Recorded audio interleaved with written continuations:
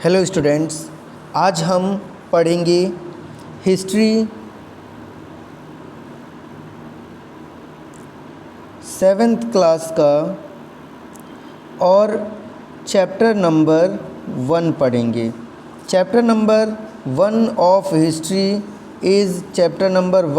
History is tracing changes through 1000 years, यानी कि जो चेंजेस पिछले 1000 साल में हुए हैं उन चेंजेस को हम ट्रेस करने की कोशिश करेंगे। आपके सामने कुछ एग्जांपल्स हैं।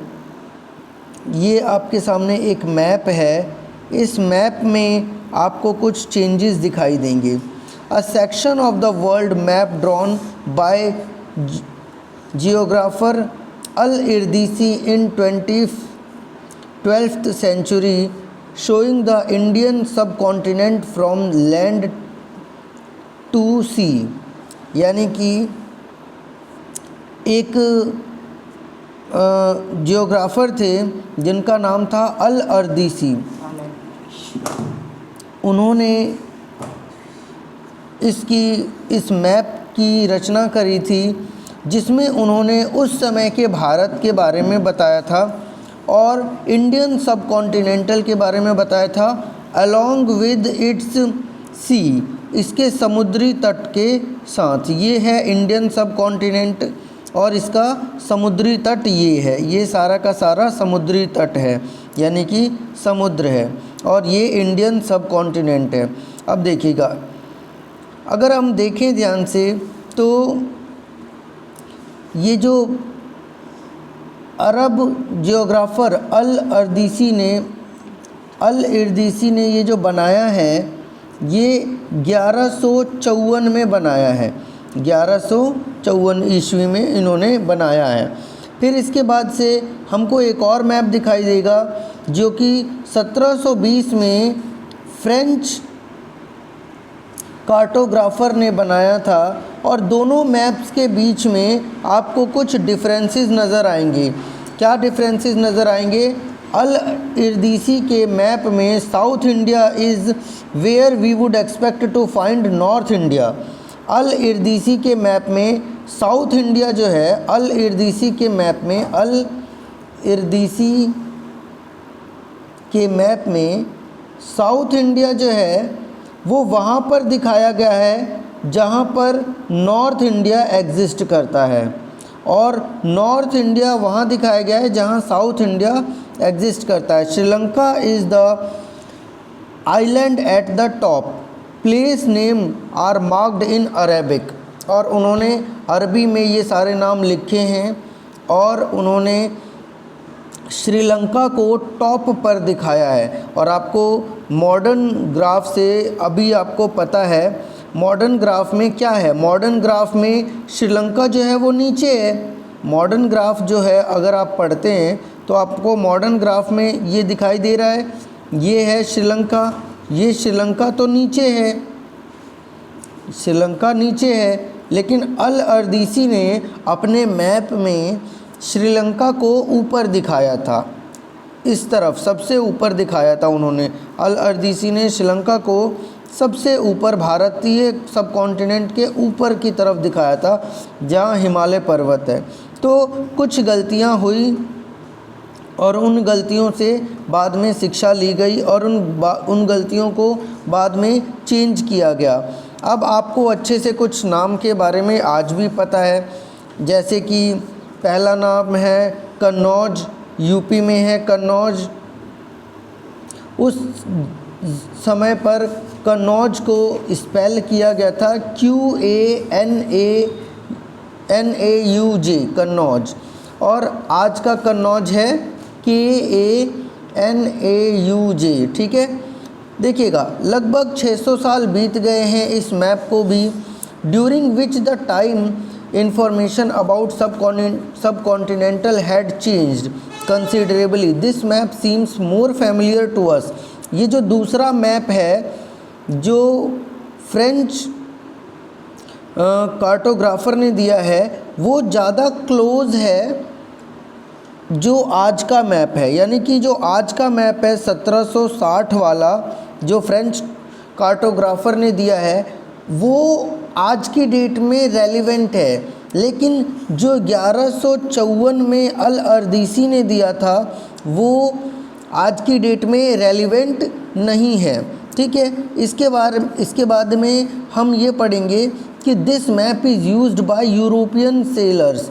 जो यूरोपियन सेलर्स होते थे, यूरोप के जो नाविक होते थे, वो लोग इसका प्रयोग करते थे, और मर्चेंट जो व्यापारी होते थे वो भी इसका प्रयोग करते थे ऑन देयर वोयागेज। वोयागेज का मतलब होता है समुद्री यात्राएं, जिसको हम लोग चैप्टर नंबर 6 में पढ़ेंगे।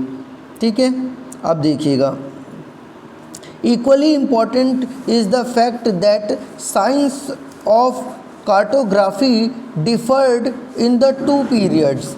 When historians read document, map and text from the past, they have to be sensitive to different historical background, the context in which information about the past was produced। देखो भाई, जो भी लोग होते हैं वो लोग अगर हिस्टोरियंस जो होते हैं, अगर वो हिस्ट्री को सेंसिटिव ढंग से ना दिखाएं, और जितने भी हिस्टोरियंस हैं उन सबके व्यूज़ को ना दिखाएं तो गलत हो सकता है इन्फॉर्मेशन, और उस इन्फॉर्मेशन को सही करने का काम करना चाहिए। देखिए भाई, जैसे जैसे नई टेक्नोलॉजी आती है वैसे वैसे चीज़ें बदलती जाती हैं। जैसे कि अगर आप देखेंगे ध्यान से तो न्यू टेक्नोलॉजी में जो अभी हम लोगों ने 1720 वाला पढ़ा वो न्यू टेक्नोलॉजी था, और 1154 वाला ओल्ड टेक्नोलॉजी था। ओल्ड टेक्नोलॉजी वाली चीज़ें जो थी वो डिफ़र करती हैं, और न्यू टेक्नोलॉजी वाली चीज़ें जो है वो अलग होती हैं। जैसे कि historical records exist in a variety of language. Historical records जो होते हैं बहुत सारी अलग अलग लैंग्वेजेस में होते हैं। अब लैंग्वेजेस में भी क्या होता है कि लैंग्वेज भी टाइम के हिसाब से चेंज हो जाता है। जैसे कि हिंदी आज की डेट में जो हम लोकल हिंदी बोलते हैं वो अलग है, और जो प्राचीन काल की हिंदी हुआ करती थी वो अलग है।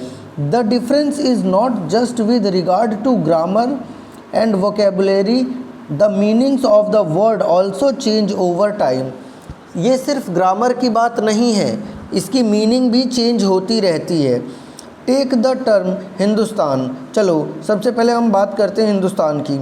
हिंदुस्तान जो है, फॉर एग्ज़ाम्पल आज की डेट में हम हिंदुस्तान को इंडिया कंसीडर करते हैं, इंडिया को एक नेशन स्टेट कंसीडर करते हैं। लेकिन जब मुग़लों का राज था, जब मुग़ल्स का राज हुआ करता था इस देश में, तो उन लोगों ने हमको नाम दिया हिंदुस्तान।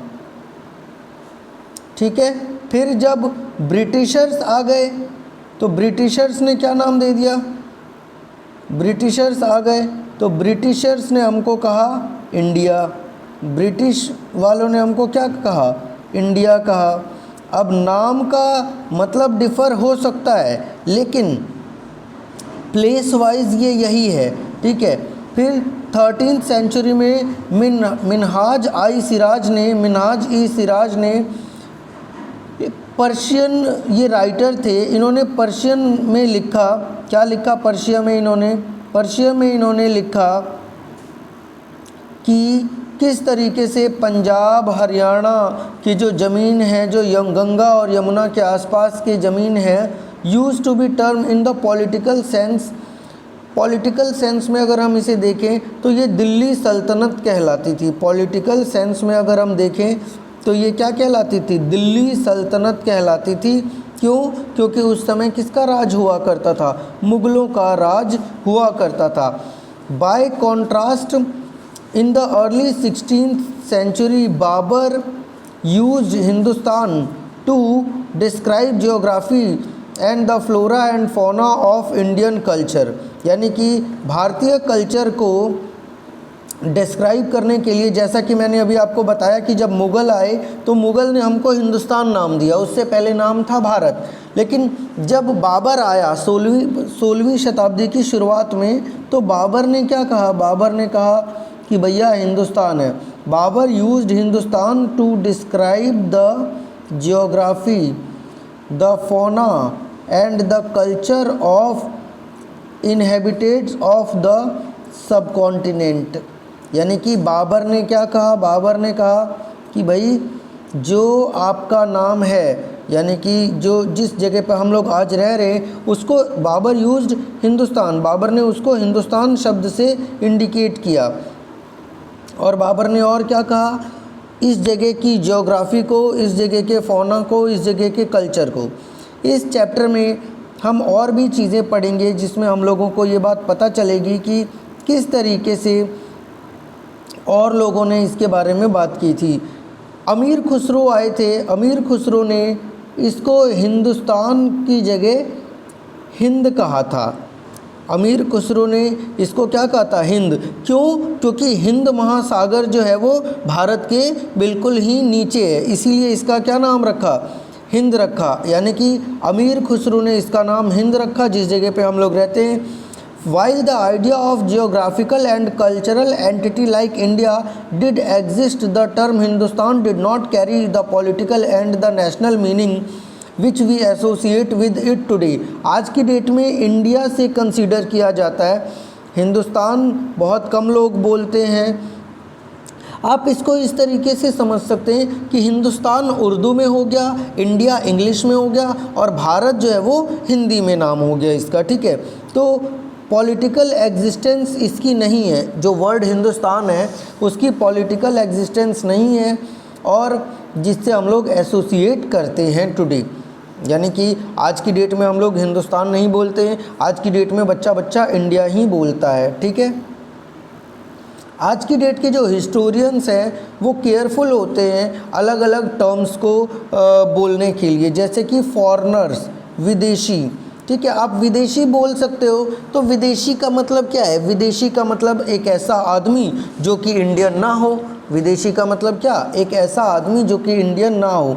लेकिन एक्चुअली में होता क्या है कि प्राचीन काल में, जो मेडिवियल पीरियड में, जो मध्य युग में था, मध्य युगीन में, उस समय पे जो फॉरेनर्स होते थे वॉज अपीयर्ड से गिवन विलेज। अगर मान के चलो कि कोई जगह दे दिया गया है विलेज, तो विलेज में जो शहर का बंदा आएगा, जो गांव में शहर का कोई व्यापारी आएगा या फिर शहर का कोई व्यक्ति आएगा, तो हम उसको क्या कहेंगे। जैसे मान के चलो कि पर्शियन आया, अजनबी आया, तो हम लोग उसको क्या कहते हैं, उसमें ये एक वर्ड दिया गया है परदेसी, उसमें हम लोग क्या कहते थे, उसको परदेसी कहते थे।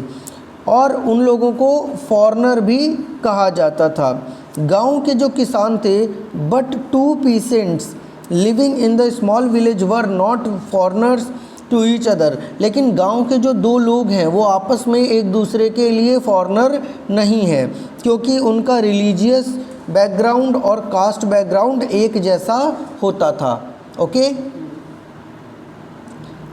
इसके बाद से क्या होगा, हिस्टोरियन अलग अलग सोर्स से इकट्ठा करते हैं। जैसे कि आपको कुछ एक एग्जांपल देता हूँ मैं, कि हम लोग जो अभी पढ़ने वाले हैं उसमें हम देखेंगे गुप्ता डायनेस्टी, हर्षवर्धना डायनेस्टी, चंद्रगुप्त मौर्य, ये जो मौर्य कालीन था, गुप्त कालीन था, और ये डायनेस्टी होती थी, इनके वंश चलते रहते थे, एक राजा फिर उसके बाद से दूसरा तीसरा ऐसे चलते रहते थे। हर्षवर्धन, तो इस बुक में हम लोग रफली पढ़ेंगे 700 से लेके 1750 तक का जो टाइम था वो किस तरीके का टाइम था।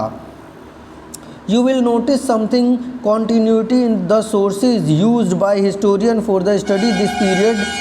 They study rely on coins. उनकी जो स्टडी है वो कॉइन्स के ऊपर होती है, इंक्रिप्शंस के ऊपर होती है, आर्किटेक्चर के ऊपर होती है, टेक्सचुअल रिकॉर्ड के ऊपर होती है और इंफॉर्मेशन के ऊपर होती है। But it is also, there is also considerable discontinuity. लेकिन इसके बीच में कई बार डिसकॉन्टीन्यूएंसी भी आ जाती है। कई बार जो टेक्सचुअल इन्फॉर्मेशन होते हैं वो अलग अलग हो जाते हैं, ठीक है। धीरे धीरे करके पेपर की वैल्यू बढ़ी, ठीक है, और पेपर पे लोगों ने लिखना शुरू कर दिया। आपके सामने एग्जांपल है, compare the following. In the middle of the 13th century a scholar wanted to copy a book but he did not have enough paper. भाई 13वीं शताब्दी में एक स्कॉलर जो था, शिक्षाविद, उसने चाहा कि वो चीज़ों को कॉपी पे लिख सके, लेकिन वो लिख नहीं पाया क्योंकि उसके पास पेजों की कमी थी। एक शतक बाद यानी कि 100 साल बाद अगर कुछ if you bought some food in the market you could be lucky to have the shopkeeper wrap it for you in some paper. और फिर उसके 100 साल बाद से अगर कोई व्यक्ति दुकान पे जाता है सामान लेने के लिए, तो अगर उसको शॉपकीपर कागज़ में लपेट के कुछ सामान दे देता है तो वो लकी होता था, यानी कि कागज़ों का महत्व बहुत ज़्यादा था। When was paper more expensive and easily available in the 13th और 14th century? अब आप मुझे बताइए, ये पहला जो एग्ज़ाम्पल था वो 13th सेंचुरी का था और ये एक शतक बाद यानी कि लगभग 14th सेंचुरी। तो अब बताइए 14th सेंचुरी में जो पेपर है वो इजीली मिल जाता था, है ना, क्योंकि दुकानदार तक भी देने लगे थे, और 13th सेंचुरी में इजीली नहीं मिलता था। ठीक है, अब देखिएगा आगे बढ़ते हैं।